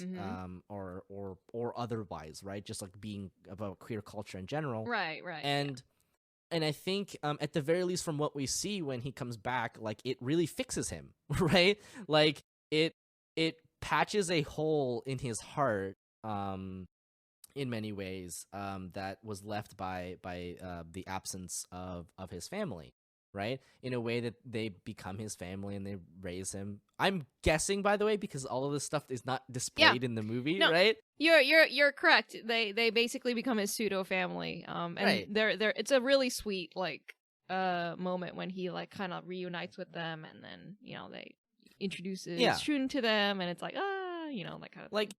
There is this growing acceptance and knowledge of international queer sort of culture, which is to say the way that queer culture is conceptualized in the West, and that is both a good thing for normalizing it and making people know that it's not weird, and moving towards decriminalizing it. And there is also an aspect of it that is like, a little bit, a little like imperialism-y, right? I'm not gonna go as far as to say that, but like, queerness in the West, despite how, it may look from the way that, conservatives demonize it and stuff, queerness in the West is like very, very safe, right? It's very sanitized, and that obviously has to do with making sure that children are safe and protected, and get to grow up and know if they're queer, or like maybe question things a little bit earlier. They may find something to be true about themselves a little bit earlier than they used to, right? But it's like a specific brand of like queerness in an acceptable way, right? Like you can be gay in America, but you are still expected to create a nuclear family unit, right? It's not it's not that we've rearranged how we think about relationships. It's that we've accepted another mode of being into our dominant way of conceptualizing relationships, right? So that, I mean, those are just kind of some of the thoughts that I have about like queerness and queer culture, right? Like there's almost something a little bit sad about it going away, while also acknowledging that it's doing a lot of good for young people, that is becoming a more visible thing and becoming a more like non-indefensible thing, right? Like there is a lot of oh god, there's just so much. Like, this happens anytime you talk about queer stuff. Like, there's a lot of stuff about like queerness and its history with like sex work, right? And that's like a thing you have to acknowledge, right? And then it people turn around and they demonize it, right? Even if they're the people that are engaging in consuming that kind of work, right? Yeah. So yeah, I don't know, weird tangent about Okama culture, but those are just some stray thoughts I have about that. Did you have anything else that you want to talk about for this movie? I think that's it for me. If you end up checking out the movie, it is like a little hour long, like bite-sized part of the series, and if you end up liking it, I highly recommend continue on to read the manga in case they don't end up animating the rest of it. The manga itself, as far as I know, is still ongoing. It releases very slowly because obviously it takes her a long time to make these beautiful chapters happen. Yeah, and I think she also might have like another ongoing series or something like that. I'm not sure. But okay. Yeah. That's all I've got to say about it. It's a very wholesome, family oriented Stop series. Stop it, Renu. They have a lot of sex. They have sex probably about like a handful of times throughout the series, so it is a yaoi, I guess technically, but it is about like there's like children as well, like in it later on in the series that they have to like explain things to, like this is what a depression is, this is what a gay relationship is. I mean, I will say this, I was watching this earlier today, right? And my roommate was next to me playing video games, and I was just like, please do not turn around right now, please. I don't need you. Listen, I promise you, it'd be the exact same if I was watching like a straight couple get it on. Like, oh no, definitely, it's a sex scene. I don't need my parents walking in on me watching a sex scene. I would not have your kids read this manga, but as an adult, if you are okay with them being some spicy scenes sometimes, by and large, this series is about other stuff. I will say this, it is nice because there was a solid range of time when all yaoi was basically like rape porn, and thank God that we have like moved away from that for the most part. There's still some stuff here and there, right? Yeah. But like just getting to watch two people that love each other consensually get it on, like that's nice. I feel like even a lot of like pornography these days is not like that nice about it. Right? It's always been a problem. People are like, yeah, I want the extreme gangbang or whatever. And I'm just like, I don't know, man. Like, I'm okay, I think, Can we just get some wholesome vanilla going on? Yeah, right. It's gotta. It always has to be weird and exactly. on the fringe and just. They're like, okay, so in this one, like one person kills another one, the other person, with a dildo that they fire with a bow and arrow with their feet, and you're like, this isn't what I asked for. It's not what I'm here for. I mean, holy shit, that's kind of impressive. I'm not gonna lie to you, but like, it's not what I'm here for. I suppose now is as good a time as any to say that this is not a family friendly podcast. But yeah, just you get to watch two consensual adults, have a nice relationship with each other. Okay, there is an aspect of it where like he's an adult and he's a teenager, and but it's not like they. Right, but it's not like they like consummate that until they're older. They don't even talk to each other until they're older. Okay, that is one thing that I will say about this series is that was part like one of the things I was like a little questionable is in the beginning, because when they meet, Shun is an adult and adult aged. Right, the age gap is a couple of years. I believe it's 20 to 17. And then after the time skip, Mio comes back and he's 20, and I believe that makes Shun like 23. Yeah, Shun is 20. Yeah. I think you're correct. And so there's the aspect of like Shun's an adult, and then Mio's a teenager Right, in high school when they meet. However, there's thankfully there's no like sense of like, at least to me, like of grooming or any like. Well, they like don't weirdness. even talk to each other, right? Right, they barely talk to each other, and then when Mio comes back, he's the one that's hard initiating, and then Shun's like, "Yo, whoa, back off! Like, you don't know what it means to be in a gay relationship." Right, yeah. And so thankfully they don't go that route because they. I mean, there's so many like I feel like it is a potentially fraught age gap, but they like they don't they're not weird about it. You know, I feel like this is the thing, right? Is that a lot of times when they have these age gaps, it almost feels like the age gap is like the point. Like people get off on the age gap, which is like extremely weird, right? And this basically has none of that, right? They're not even like. It's not even like, oh yeah, I'm like an assistant teacher and you're one of my students. It's literally they're literally strangers. They literally have not ever interacted. They have no like point of contact except for like with each other, right? So, you know, you can say what you want about like a 20-year-old and a 17-year-old. I feel like that's not the most egregious age gap I've ever seen, and it basically time skips 3 years later, and he's like, I have a crush on you. I want to be in a relationship with you, when he's like 20 years old and an adult and they haven't been talking to each other. Like, it's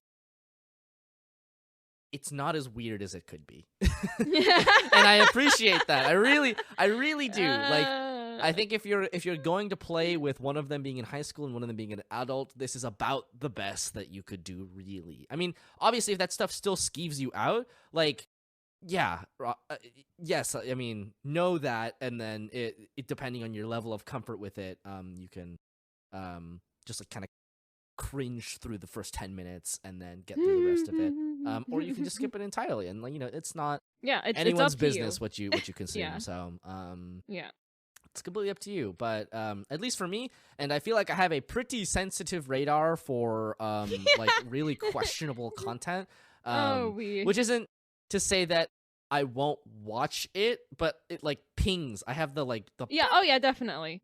Right, because like, I get a little bit of like tension. Like if there's something that's vaguely questionable in that realm, it's like a little like, are you gonna do it? Right, it's like, please don't be weird. Please don't. But luckily, Stranger by the Shore elides most of that stuff. I mean, it's pretty good, all things considered. I think I would agree with Renu. Having never read the manga, I think I would agree. Read the manga first. I think you will get a lot more enjoyment out of this by reading the manga, seeing if you like it, and then watching the movie to get some of those scenes that you like animated. And and they're in color. It's so pretty. It is pretty. I was really shocked how colorful this movie is. There's a lot of like really nice, wistful, like soft moments where like the wind is going, and they like animate like individual strands of hair, and it feels very flowy, and it feels very real and nice. Very pretty, very pretty. If for no other reason than some nice visuals, and then you get to watch two boys fuck a little, right?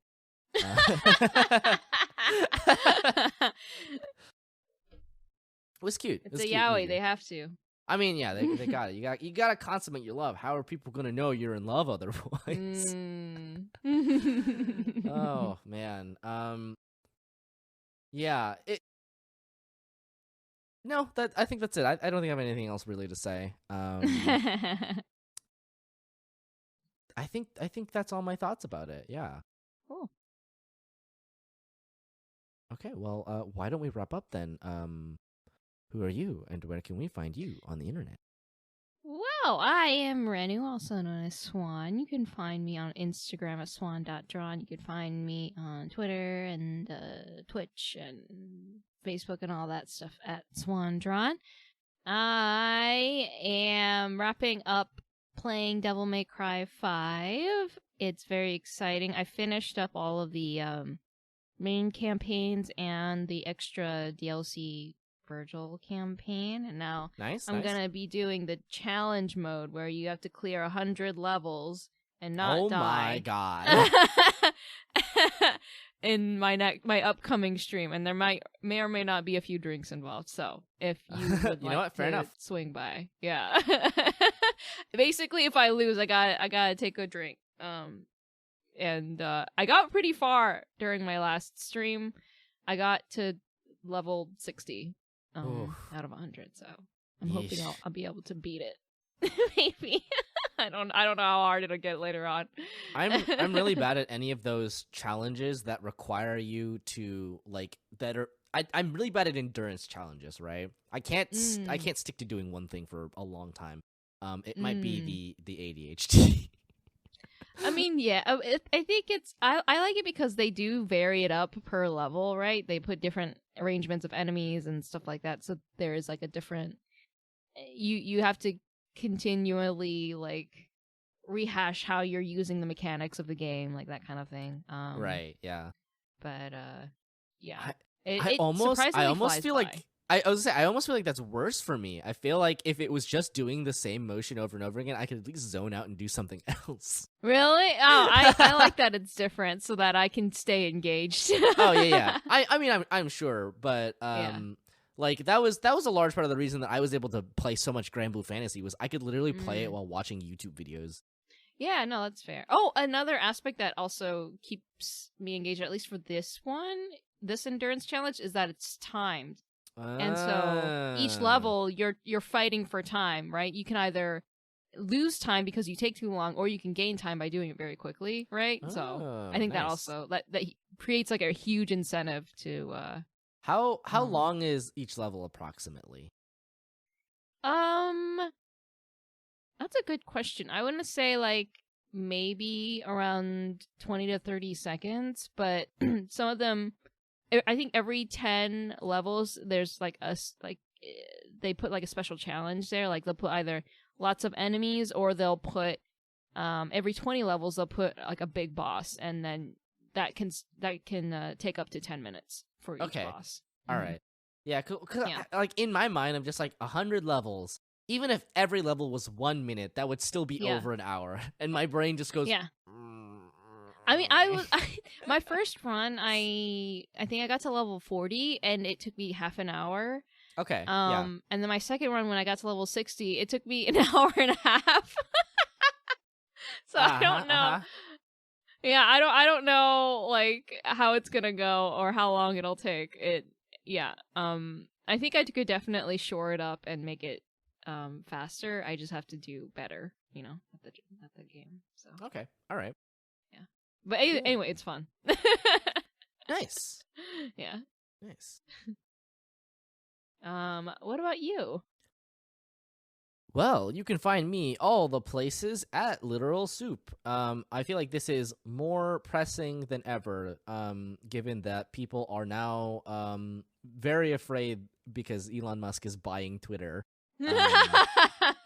I do have a website, literalsoup.com, and I'll probably be trying to expand it at least a little bit, just because right now it is primarily for my writing work, but I realized that I probably should also put like my stream stuff and all that jazz on there too. So I'll be looking at doing that over the next month or so. You can find me streaming, obviously, twitch.tv/literalsoup. I do a Saturday Ace Attorney stream with you, Renu, and I do a Sunday D&D tier list stream with some of my other friends. And I've been saying this for a while, but I am looking to get back into streaming on my own time, other stuff. But stay tuned for that. All right. Let's see. Our opening is by Scott G Network, and our ending is by Takuma Okada. And the patrons we are thanking this episode are Evan Williams, Magpie Mirror Test, Claire, Frostfall, Shondao, Cherubel, and Dylan Boats. Thank you so much for your support. Thank you. get to talk about gay movies because of y'all's. Yeah. This was okay. So this movie was on Funimation the whole time, and it never came up because Funimation doesn't know how to build a functional website, so they don't include Umibe no Étranger in their like search terms and their search engine optimization. So horrible. It was impossible to find until I remembered, oh, that's right, there's an English title for this, right? And then it was like, oh, this is on Funimation. I'm like, oh, I still have an active Funimation subscription. I will say this. Watching anime movies is like the worst experience imaginable because like they're either in theaters, right? If they're big, like a Ghibli movie is going to be in theaters, or at this point, a Makoto Shinkai movie is going to be in theaters, or it's going to be in theaters for a limited release, which is to say you have like a week to watch it. That was what it was like when I watched the Gintama movie. Or it's going to be on a miscellaneous streaming platform. This could be Netflix or it could be Funimation, but it's never Crunchyroll. Or it just doesn't get released stateside at all, right? And it's like there was a point when we were looking at movies for the seasonal stuff, but there just like came a point where there was no point because even if we got those movies, it would be like 4 seasons later. It'd be like 2 years later, right? It doesn't. God, it's just I hate the way that anime movies are just like not a concern for anime companies. And it also kind of sucks because it's just like, you know, like I like watching anime movies. Yeah, they're awesome. They are wonderfully animated. They're usually like pretty concise experiences because they have to fit it all within an hour and a half or so. Yeah. I like them a lot too. Anime movies are different from television anime in that because they take so long to make, or rather, the standard of quality for an anime movie is just way, way higher. Like, you can tell when something is a movie anime, you know? Yes. Unless it's by Ufotable, in which case it looks about as good as the television show. Because they have all the money in the world that they can just do that. Yeah, I was gonna say that, but that doesn't really count. Like, that stuff is crazy good looking. Like, if you watched the Entertainment District arc on a movie screen, you would not be able to tell that it was made for home television at all. Like, no way, right? It looks that good. But, yeah. Where was I? We were ending the podcast. Okay, all right. Well, thanks for listening. We will see you next time. See you next time.